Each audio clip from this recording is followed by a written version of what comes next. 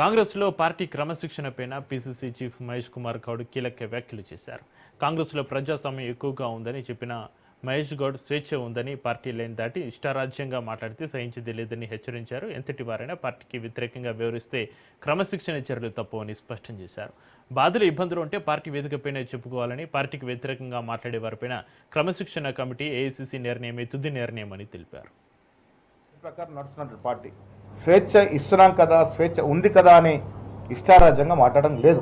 కాంగ్రెస్ పార్టీలో కొంత ప్రజాస్వామ్యం ఎక్కువన్నప్పుడు 1-2 మార్లు అవకాశాలు వస్తాయి. మాట్లాడినా దాన్ని సరి చేసుకునే అవకాశాలు, అద్దులు దాటినాక ఎవరిని కూడా స్పేర్ చేసేది ఉండదు. అది ఎంత పెద్దవాడైనా. ఇది కాంగ్రెస్ పార్టీ విధానం. పెద్ద పెద్ద నాయకులు మేము ఏఎస్లో పోగొట్టుకున్నాం. క్రమశిక్షణ ఉల్లంఘించిన వారు ఎంతటి పెద్దవారని ఉపేక్షించదు ఉండదు. ఇది కాంగ్రెస్ పార్టీ విధానం. ముఖ్యమంత్రి గారి గురించి, పార్టీ గురించి అడ్డగోలుగా మాట్లాడతానంటే నడవదు. ఇదొక పద్ధతి ప్రకారం నడుస్తున్నటువంటి పార్టీ. స్వేచ్ఛ ఇస్తున్నాం కదా.